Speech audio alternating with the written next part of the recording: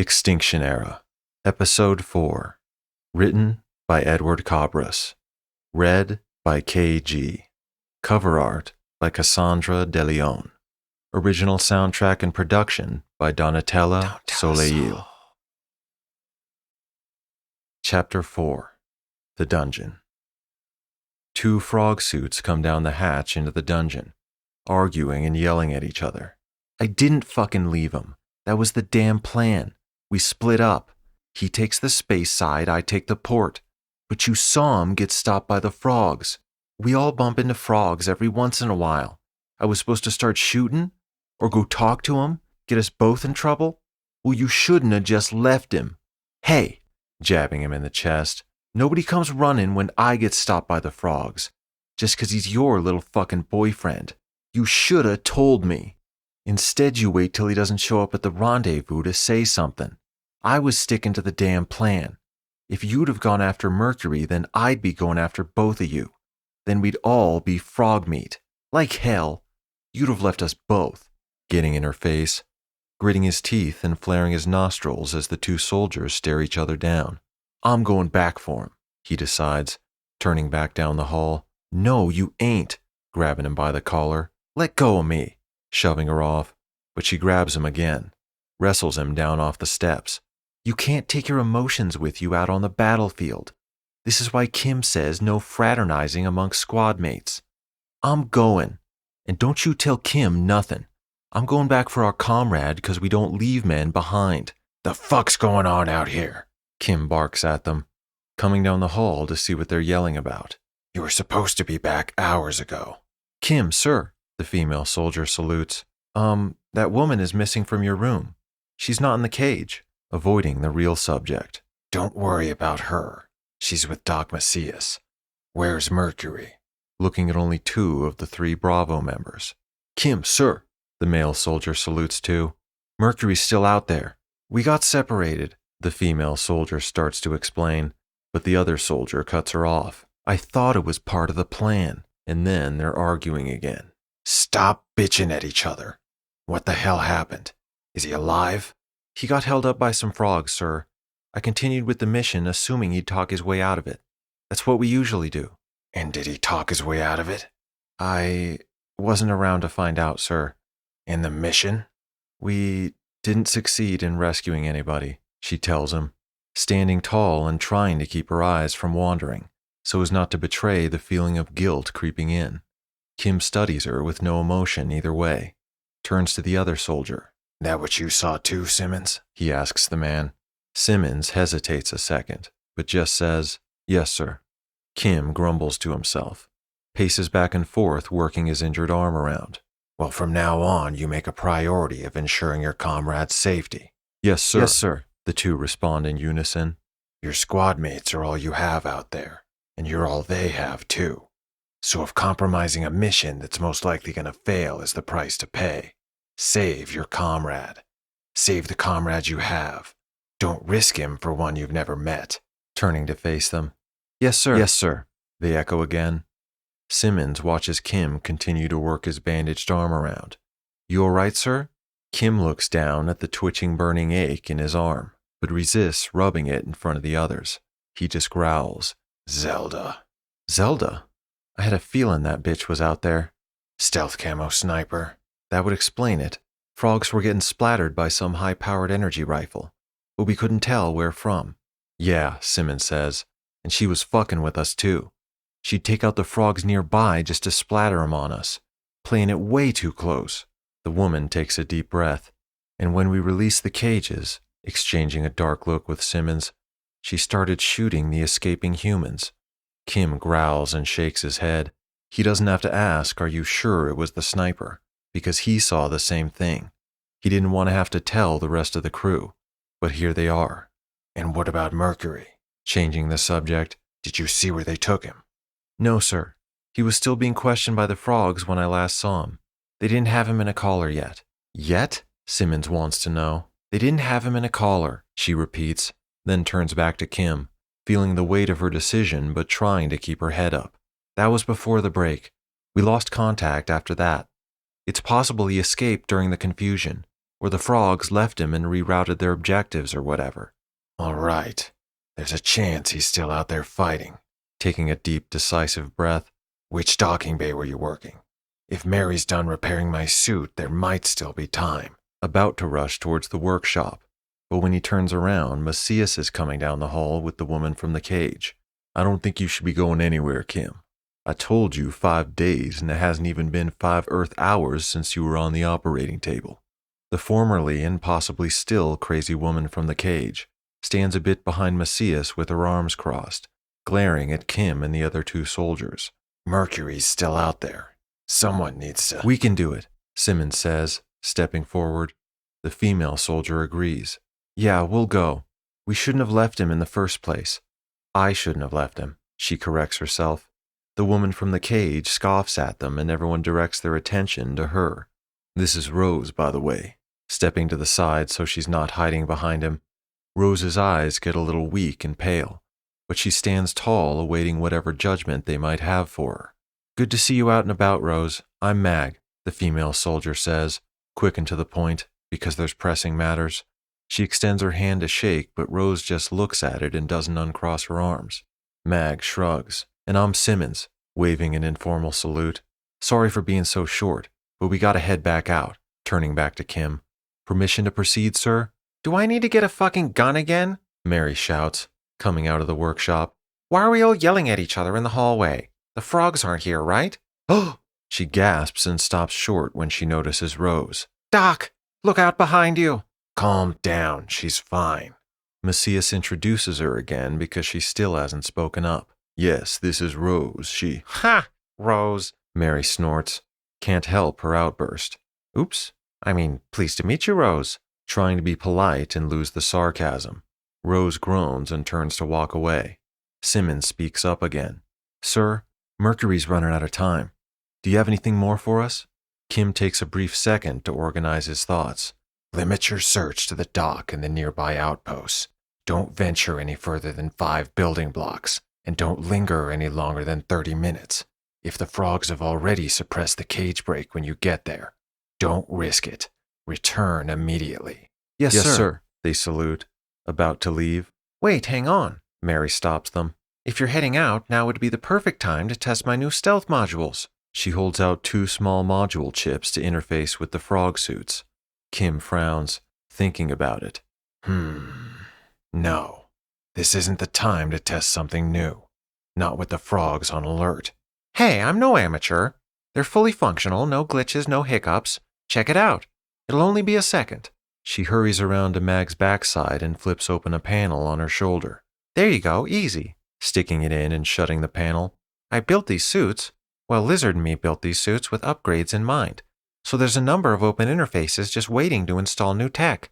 A projection screen from Mag's mask pops up, floating in front of her face instead of right in front of her eyes like it would if the mask was on. See, it's installed already. No problem. And to turn it on, all you do is navigate over to the tab on the left side of your HUD, and boom! Frog suit becomes chameleon suit. Try it. Mag makes a face. You sure you got all the bugs out? You didn't even spell camo right. It's not camo. It's camo. Like chameleon. Just try it. Mag rolls her eyes but initiates the camo. And in a blink, her whole body except her face goes completely transparent. Simmons flinches back from the sudden change. Holy shit, he whistles, moving back and forth to check at different angles. He reaches out and gives her a pat to the midsection. There's a thick thud-thud sound but no distortions, no flickering. Watch it, asshole. But then she gives herself a smack to test it out too. Not bad. Kim nods. Not bad? Offended at such a low assessment of her work. It's like fucking magic. Look, there's even a proximity protocol so you can use it without a suit. Sticking the module into her pocket and opening up her PC to turn it on. Ta-da! As she disappears, spreading her arms to make a show of herself that no one can see, although Macias senses something by his face, like a fly buzzing past his nose. He leans away and swats her invisible hand. Oh, sorry. As she reappears, I went like this, guys. Ta-da! Spreading her arms again for them to see and flicking the camo on and off. Simmons lets out a laugh. Badass, Mary, thanks. What do you say, Kim? Kim cocks his head as he looks through Mag's suit to the wall. It looks good to me. Good job, Mary, she announces to herself. It's a damn good job, but we don't know what the hell it looks like to a frog, turning to the soldiers. So don't count on it to completely fool them. And be aware that when you find Mercury, it's going to leave one of you exposed.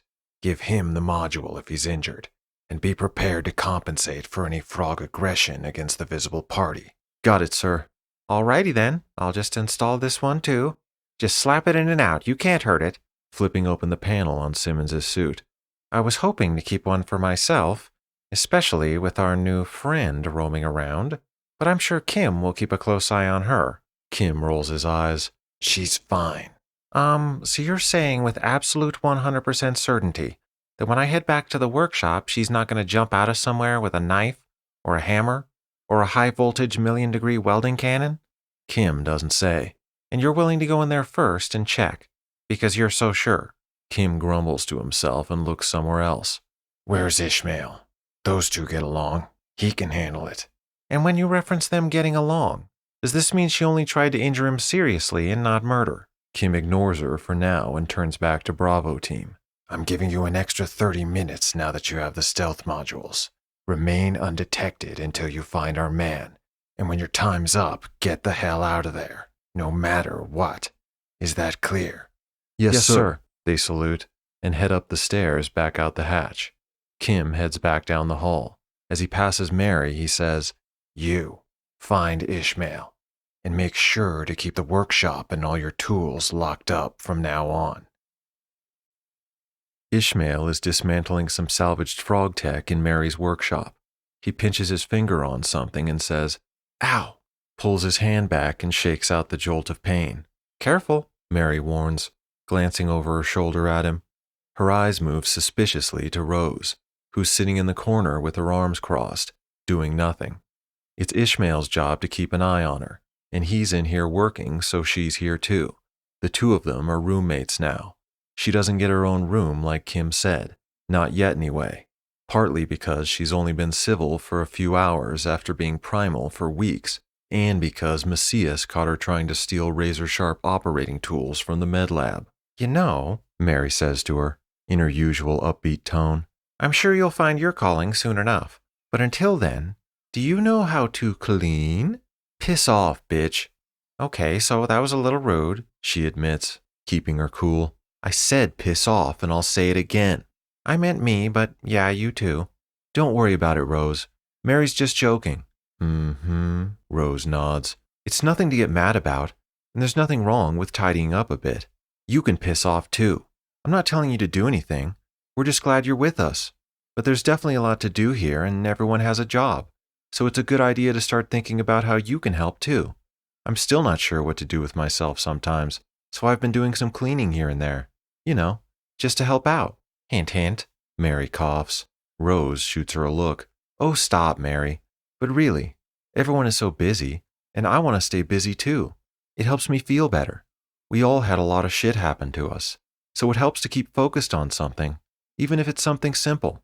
Everyone knows what my fucking job around here is going to be, staring across the room at the wall. As soon as you fuckwads trust me enough to give me a gun, you'll stick me in a frog suit and send me off to die. Rose, that's not what being a frog suit is about. Rose cocks her head at him. You didn't hear what just happened to those other fools? Dude runs into one fucking frog and they leave his ass behind. I'd say my chances are better with Mr. Hero, but ain't no way in hell he's gonna trust me to get his back. Besides, if Zelda's out there blowing away humans for shits and giggles, I can imagine how Kim got those holes in his arm. So maybe I'd rather not be another female anywhere near Kimura Gracie, letting her eyes linger on Mary. Mary straightens up. What's this about Zelda shooting humans? Oh, you haven't heard? Zelda's out of her fucking mind, with about as much sarcasm as Mary is wont to use. You wouldn't happen to know anything about that, would you? Mary ignores whatever she's getting at. Did she shoot Mercury too? No. Apparently she put a few shots over their heads to fuck with them, but she was turning those jailbreakers into jibs. Since when? Kim didn't say anything about that. Yeah? Doesn't surprise me, because Kim wants Zelda on his fucking dick, and we all know how you people treat crazy homicidal cunts. Mary takes a deep, serious breath. tries to go back to her work. Rose leans over to Ishmael. I bet no one's even told you why Zelda took off in the first place. Mary drops what she's doing angrily and lets it clatter. Ishmael looks up innocently. No, shaking his head. I just heard she got into it with Kim, but that's all. Rose turns to Mary and lets her stew in awkward silence for a few seconds, waiting to say it. But Mary doesn't let her. She spins back around and says plainly, I fucked him, tossing her hands up and letting them drop. Ishmael says, What? Not sure if he heard right. You know how it goes. The end of the universe and everything. Some hot, rugged guy saves you from unimaginable suffering and death. Wait, really? You and Kim? Yep. I see now that it was not the best decision, but I have to admit that not much else was running through my head at the time. Rose laughs out loud. Hey, I don't have to explain myself to you. No, she agrees. But why don't you put on some of this fancy gear you're making and go explain it to her? Or you can explain it to the dead guy when those other two drag his corpse back. If all three of them ain't dead already. I am not responsible for Zelda killing people. It's just sex. It's literally the first thing every survivor has tried to do. Get close to someone. It's nothing to lose your fucking mind over. So you thought you could get a little taste of her boy toy. The cock she spoons up to every night? And that crazy soldier bitch with a proxy in her head and 100 years of slow-burning vengeance pumping through her veins was going to be cool? Mary spreads her palms and opens her mouth to explain. But when you put it that way, there's really no explaining. A wave of heat rolls out from her temples and the base of her neck. Her nerves start feeling anxious and twitchy. She's not exactly embarrassed, but the feeling of guilt has been welling up for a while. She knows the others must think the same as Rose. No one else has come out and said it, but they give her looks and non-looks, avoid the subject and get quiet when she comes around. It was a stupid decision she wouldn't make again, but plenty of people have made the same mistake. So multiply people's basic urges by the harvest, the fear and the unknown, suffering and worrying and impending doom. It seemed like the natural thing to do, and for that short time it was the most important thing in the universe. Go ahead and judge me however you want. I'm sure you've never fucked some guy you shouldn't have, and he probably wasn't Kimura Gracie either. So I'm going to get back to making sure we all live another day. You go ahead and occupy yourself with your little gossip. Making a frivolous hand gesture at them as she turns back to her work. Rose scoffs and shakes her head with rueful scorn, turns to Ishmael. You hearing this shit? Everyone acts like they're all working hard, helping the fucking team and saving lives. But when it comes down to it, they're just in it for themselves. They don't want to help you. They want you to help them. They want to survive. And if you ain't some fucking computer genius or a damn mechanic, you're not welcome down here sucking up everyone else's air. So what do? They stick you in a cage or send you out into frog territory. They're so fucking busy and important, right? Building a gun so you can go out there and get shot? Stitching you up so you can get your guts torn out again? Mary glances partway over her shoulder but doesn't say anything. These people don't care about you or humanity or whatever the fuck. They're just afraid of fucking dying. They don't care what they gotta do. They want that last drink of water, that last piece of ass. And if they gotta take it from you, it don't even cross their mind. Oh, come on, Rose. That's not true. I know you've seen a lot since you've been here, but you're being really hard on everyone without actually getting to know them. Once you start living and working alongside them, I think you'll change your mind. Rose gives him a pissed-off look like he's being stupid and naive. I've been living alongside you fucks strip-shaved and tagged for months. You've seen the way humans really are back on those transport ships, begging for anything, trying to sell out their own family for food. We all got dragged down to that level. There ain't no coming back from that shit. Once you've come to terms with giving up your daughter just to make it hurt a little less, then what the fuck's a stranger? Who gives a fuck about any of you assholes? You think Miss Hero Fetish over there won't steal your food if she's hungry? Bullshit. Mary turns around with a wrench in her hand. Ishmael? Steadying herself so her voice doesn't quiver or break. If this woman is here because you need to watch her, then I hereby relinquish you of your scrapping duties, so you can get as far away from me as possible. You jack-offs are so fucking back-asswards, bitching at everyone else to act right, when you ain't no better. You let my sister die and expect me to deal with it. Then you fuck some chick's dude and expect her to lie down and take that shit too. It's not like that, Rose. Oh no? Seems pretty clear to me. It's not that simple, though. There's two sides to everything. Kim's sorry about your sister. He said so himself. But he can't save everyone. And Mary, well, she was here all by herself for a long time. I can't imagine how lonely and scared she must have been. Ishmael! She snaps at him, more angry at Rose, but he's the easier target. Do not start analyzing my fucking emotions. Right in fucking front of me. Oh, sorry, I was just... Rose cuts in. I bet you got a fucking daddy's girl problem, too. You want some older guy to spank you and boss you around. Now you're still getting bossed around. You're just pissed daddy ain't spanking you no more. Mary is trying not to engage Rose for her own sanity and safety. I thought I told you to take this woman somewhere else, she tells Ishmael. You two can chat about whatever you want. Somewhere else. Yeah, take me back to your bunk, roomie.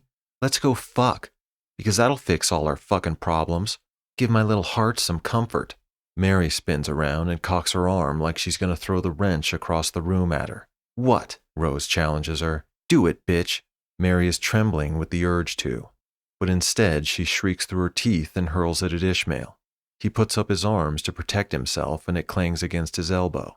He grips at the shock of pain as she shoves him to make way and storms out of her own workshop. Mary? Ishmael says, knocking as he comes into her room where she's lying in bed behind a digital projection screen, trying to breathe slow and steady, but sniffling and shaking a little. Please just go away. Ishmael takes a deep breath. He doesn't want to upset her even more, but he can't walk away without saying something. You're still standing there, she reminds him, strengthening the opacity of the screen between them. All right, I'll go. But I just want to say that whatever happened, I don't blame you for anything Zelda did. And I don't think anyone else does either. Mary rolls her eyes and snickers. Rose is just trying to cause trouble. Yeah, I know what she's doing. She wants to make everyone feel as shitty as her. And you, throwing her hand up at him, you're over here playing crew psychiatrist, or den mother, trying to make sure everyone's feelings don't get fucking hurt. I don't know which one's worse. Ishmael hangs his head a little. I'm not trying to upset anyone, but I guess I have been getting on people's nerves. Oh, so you've noticed. Yet you continue to stand there and do it. Well, the only reason I talk about this stuff is because I feel the same way. Losing my partner and my daughter was hard, and I know Rose losing her sister hit her even worse than I feel. And like, with Kim, well, I was talking to Lizard, and after a while it felt like schoolboys fantasizing about some older stud, like waiting for him to come in the locker room and get undressed. Mary lets out a snort of laughter. Yeah, Lizard's got a hard-on for him. Lizard's a nice guy. I think that's kind of why he's having so much trouble adjusting. Mary groans in half-hearted agreement, sits up and rubs her face. And just so you know, he looks up to you the same as Kim. He's always talking about how smart you are. Like he would put the stuff together, but it was you that made it come alive. Mary frowns at him suspiciously. You really been talking to Lizard so much? He won't say 2 words to anyone else. I think everyone just got used to ignoring him. And he got used to it too, feeling like he's not really there. But having someone new around opened him up a little. It gives him a chance to start fresh and be himself. Mary sighs and drops her cheek into her palm. She looks at him there in the doorway, and even though she's still kind of mad, she says, Sorry about the wrench thing. It's fine. It just hit my arm. It doesn't hurt. He lies, consciously having to avoid touching his elbow, which is getting swollen and stiff. I should have hit her. I wanted to fucking clobber her until she shut up. I can't even believe I just used the word clobber. It's like something my grandpa would say. It's just the most accurate way to describe the animal rage of beating someone with a wrench. Ishmael twists up his lips, trying not to laugh. Instead, I'm kinda taking a lot out on you. She looks up at him, a little embarrassed, sighs as she goes on. I don't mean to. I don't even know why I'm so upset in the first place. Trying to roll the tension out of her shoulders.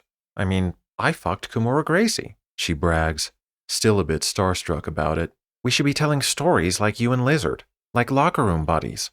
Instead, I just feel dumb and guilty.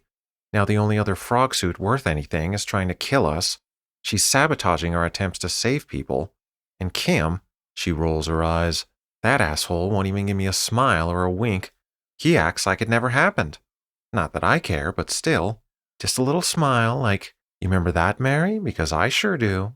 Ishmael grins and laughs to himself. The only looks I get are from other people. Like, you dumb slut, couldn't keep it in your pants. Meanwhile, Kim's the dumb slut fooling around with 2 women. But nobody says shit to him. He's a hero. They jump to attention and salute. Well, maybe I'm a hero too, damn it. Maybe that's my frog suit you're wearing. And my stealth camo. And my voice modulator. What the fuck are you yelling about? Kim barks, leaning into the room. Looks right at Ishmael. What do you do now? Nobody's yelling, Commander Grabass. We're fine. I heard shit banging around in the workshop. I come out here and you're screaming like there's a fight. Where's that Rose woman? Checking over his shoulder in case she's already sneaking up on him. I thought you were keeping an eye on her. Oh, I think she's still in the workshop. You think? That's where she was last. Well, then why the fuck are you here? Turning his attention to Mary. And weren't you just complaining she might steal your tools? Now you leave her alone with all your fucking tools. Didn't Macias tell you what happened in the lab? He turned his back for 2 seconds and she swiped a scalpel. All right. Ishmael, go, she orders, waving him out. Make sure she's not fucking with my stuff. And if she doesn't stab you too hard, keep breaking down that salvage. I'm fucking tired. I'm probably going to keep working anyway because I don't know how to stop, but I just spent the whole day working up those stealth modules. I need to lie down.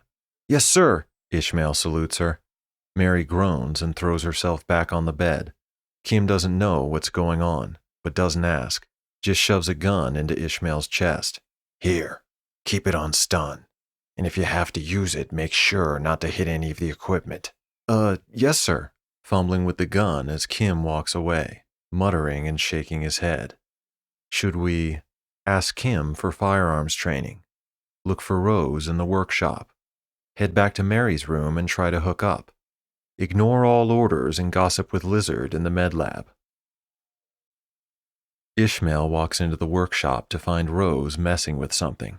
Hey, leave that alone! Brandishing the gun, but too scared of it going off to actually aim it at her. Rose sees the gun and puffs her chest up like she might shoot first, even though she doesn't have a weapon.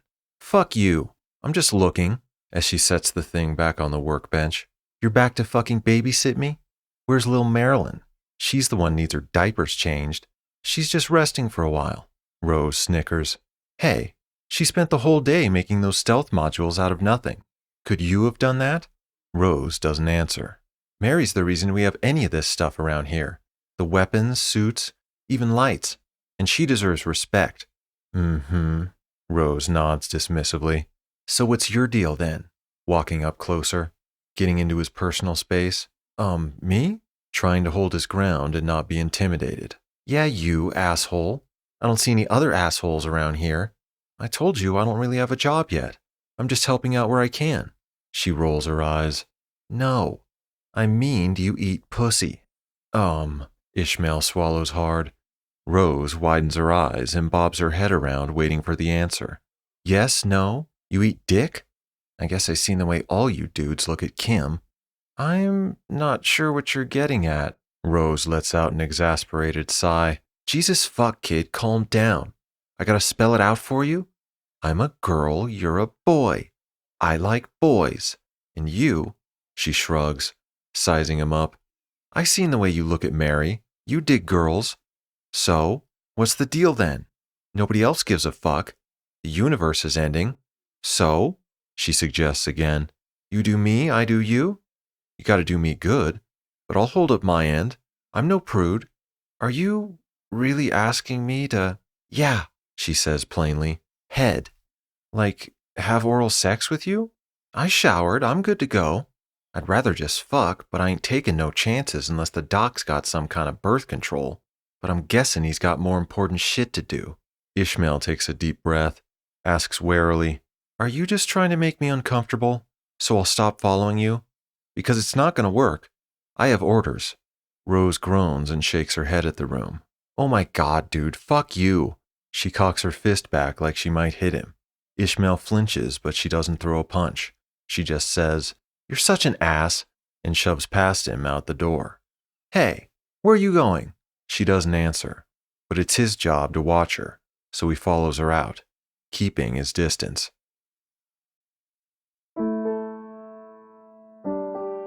Chapter 5.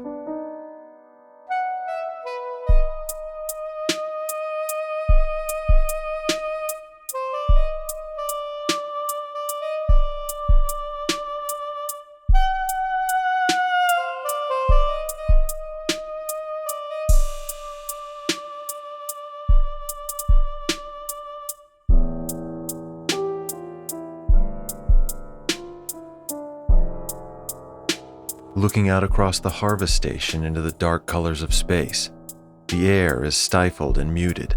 A faint melancholy lingers in the air. An invisible something swoops down from one rooftop to the next. We hear the quick staccato sound of footsteps. We weave in and out of space with the runner, but see nothing. Feel only the air rushing by. We hear the last steps and the jump. Then a great long silence as we look down from an impossible height. Still waiting in the silence, when out of nothing, it's as if the particles in the air burst to life, turn themselves inside out in a flash. Empty space becomes a solid wall. Claws dig in, scrape down the surface 20 meters to a quarter-pipe ramp. The mysterious runner appears as a visible outline as it's sprayed by the discharge, like sparks created by the friction. The ramp disappears behind the rider as they pass, like a wave into a spray of mist, like unnecessary data being deleted. The camouflage blinks away. The figure is down on one knee from the landing. It rises, features fully enclosed in a slim, slick suit. It waits in this straight pose for a second, as something else begins to materialize nearby. The thing builds itself into a doorway, into a room on the previously empty roof. The figure steps inside. The room is much bigger than it appeared from the outside, writing itself into existence in waves, a pulse of persistent growth and change. The figure removes its mask and shakes out her hair, dark and distant on the opposite side of the room. She peels off the suit and stands in front of the mirror by the closet, reaches in for something to wear. She pulls out a plain shirt and pants, looks at it, puts it back and pulls out a ravishing black dress, with what little fabric it consists of strung together by a silver hoop in the front and back. She tries it on, looks at herself in the mirror and thinks she looks ridiculous. But when she turns from the mirror and walks around, she feels amazing. She feels naked and alive, invincible, still hot and charged from battle. She goes to the table where there's water and beer, chicken. Looks and tastes like chicken anyway. She eats it because it's here. She wears the dress because there's anything in that closet. She wonders sometimes if it's real. It could be a hallucination. She could be eating paste and wearing rags. Is she going crazy? She's not working with the frogs. Far from it. She's killing frogs for the damned fun of it. For the high.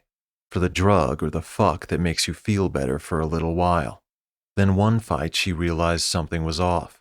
It felt like a simulation. Too much like a game. The frogs were fighting back, but they weren't fighting for their lives anymore.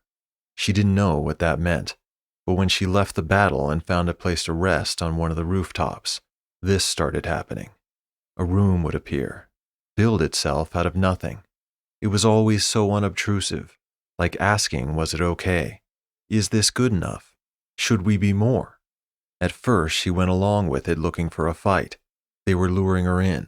So she went, wary and awaiting the trap. But the trap was never sprung. They only seemed to accommodate her more and more. Weapons appeared, suit upgrades, and eventually the network. She's not sure how it happened. It didn't invade her brain or make some obvious switch. Instead, it was like looking out a window.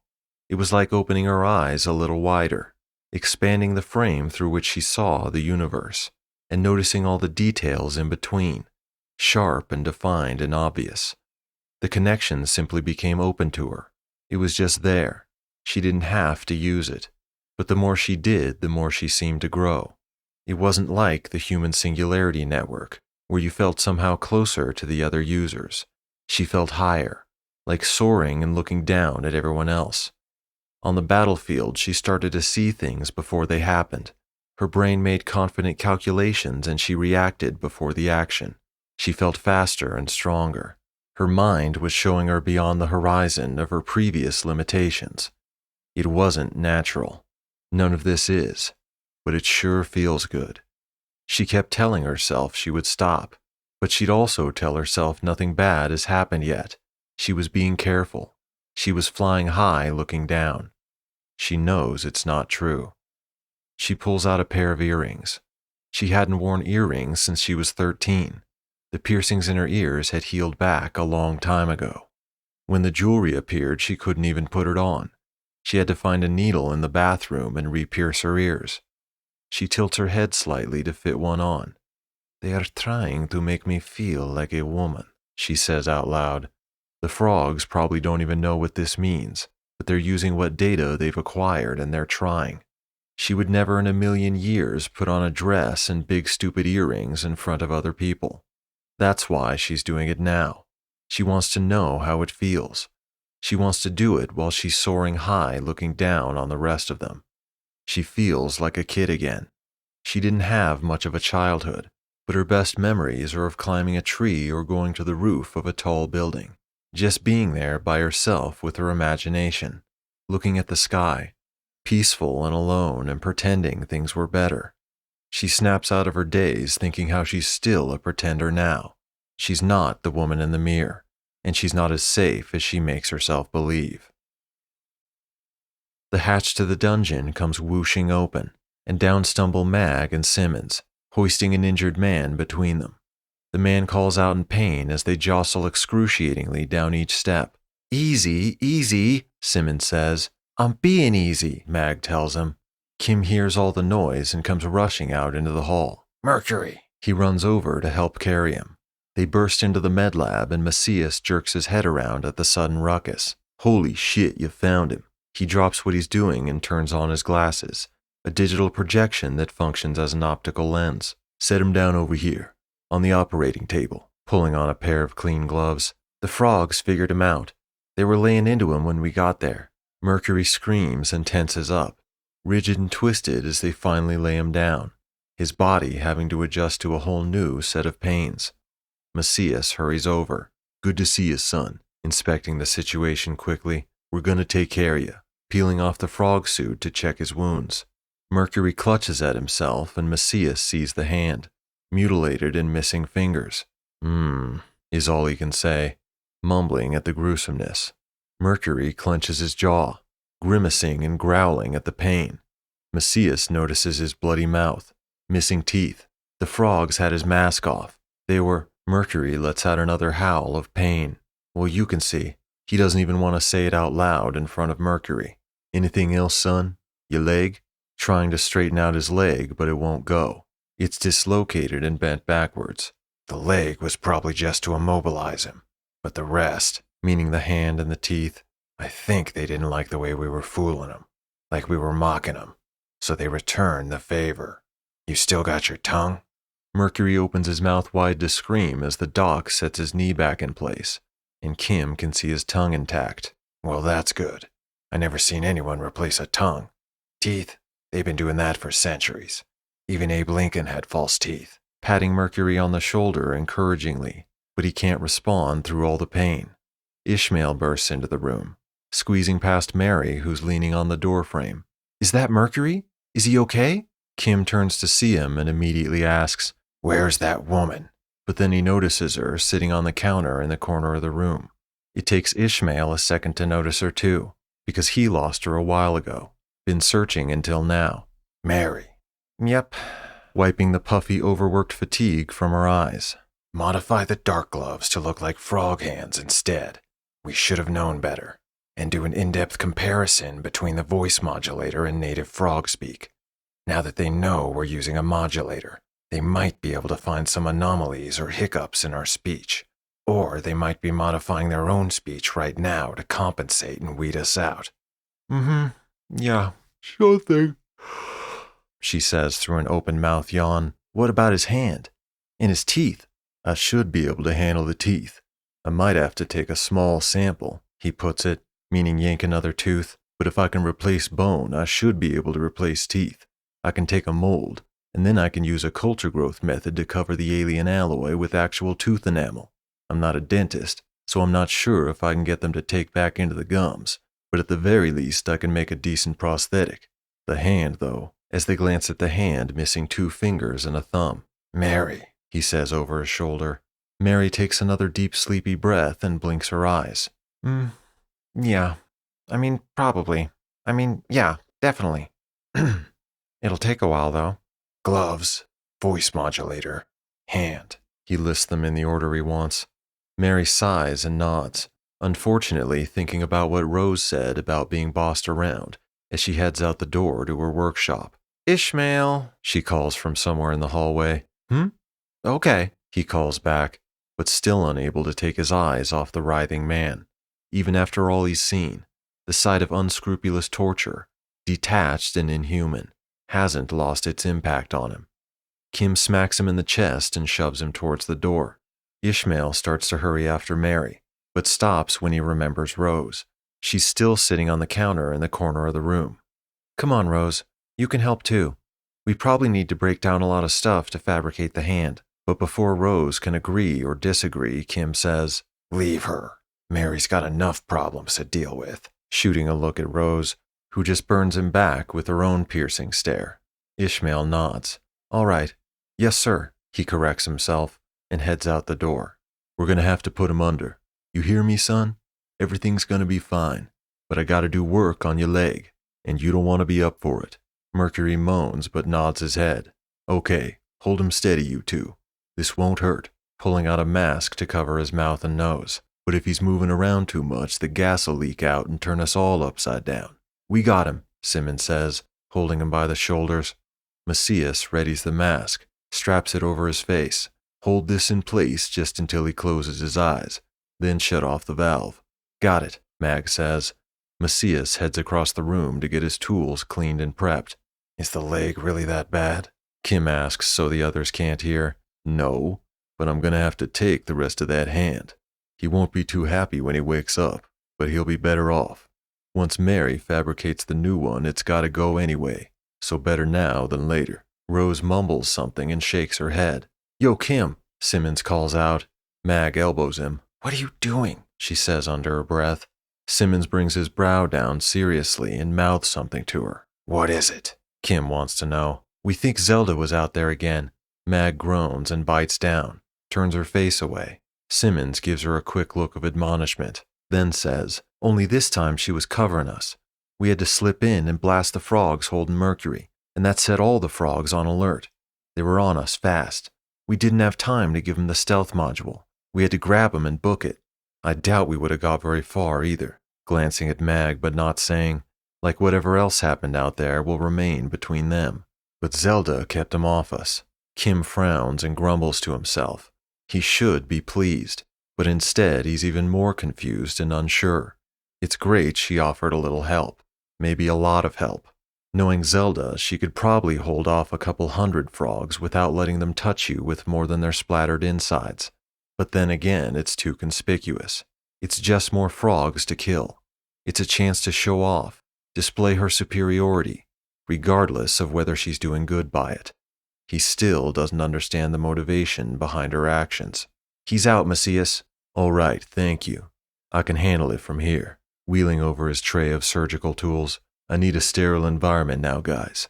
And I need to wash off all this frog guts, Mag says, heading out of the room without looking at anyone.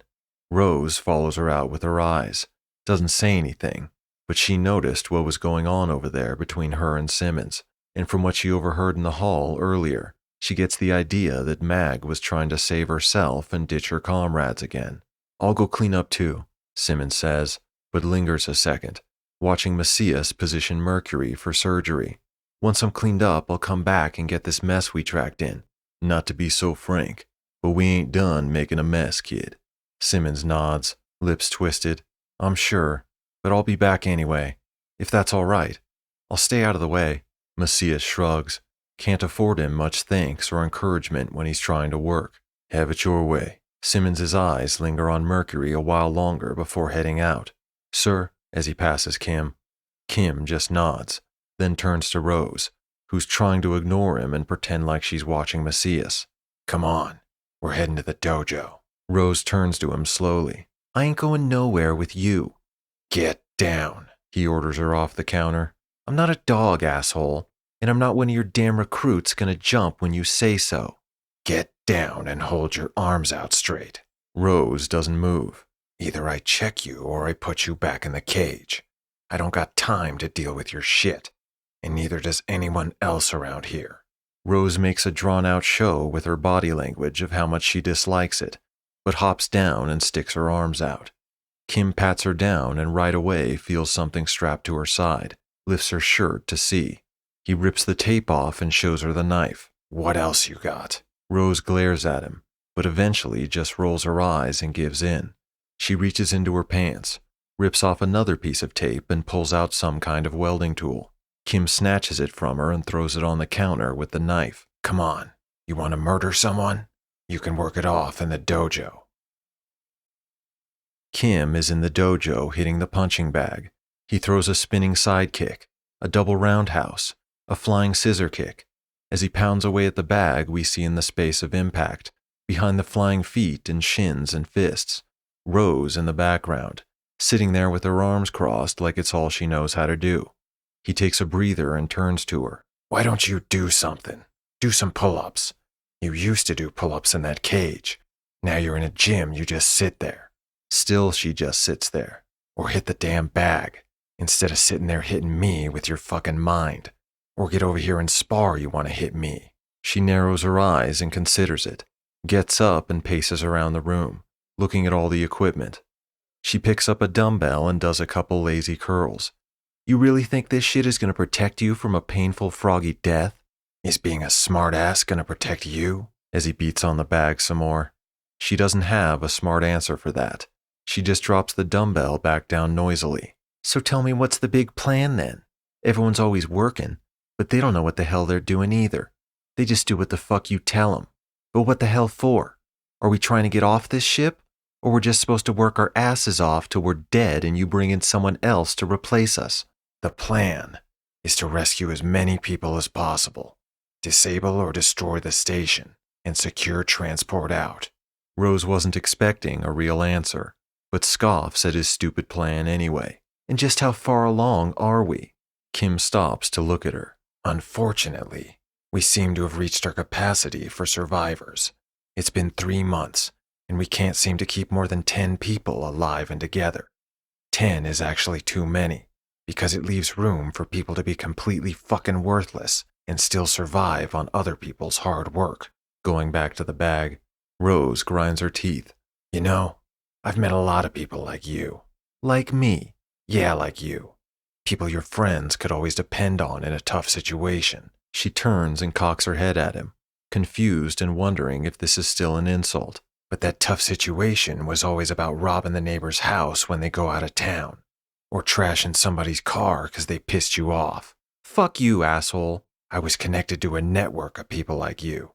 I bet your friends always took you along to a fight because they knew you'd jump in once shit got started. Rose opens her mouth to say something, but she's hit with a sudden gust of emotions. All the friends she did fight with. Yeah, that one hurt a little, because you remember those times. You don't even realize till later that the closest you've ever been to somebody is when you were fighting alongside them, or fighting against them. Shoving the bag hard and slipping out of the way to throw a few punches as it swings back. Rose grumbles to herself, but doesn't say anything out loud. She just turns to the punching bag near her, balls up her fist and shoves it with her knuckles. Doesn't throw a real punch, because that would be showing too much gumption in front of him. You trying to make me into a soldier or something? 'Cause it ain't gonna work. I ain't going out there and dying for any of these assholes. I already died for the last friend I had, 1,000,000 fucking times. And guess what? It didn't make any difference. So you'd rather sit around here, picking fights and talking shit? Rose glares at him, gives the bag a solid punch. Or would you rather put on a frog suit, grab a gun, go out there and do something about it? Starting to work the bag hard again. You might even enjoy it.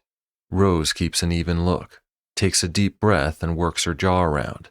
She feels the itching burning thing he's talking about, and part of her wants to accept it, but it makes her feel small and weak to give in. She faces the punching bag again, clenches her fist, but doesn't hit it, just turns around and paces back to the corner, where she sits down with her arms crossed. To be continued in the next episode of the Extinction Era.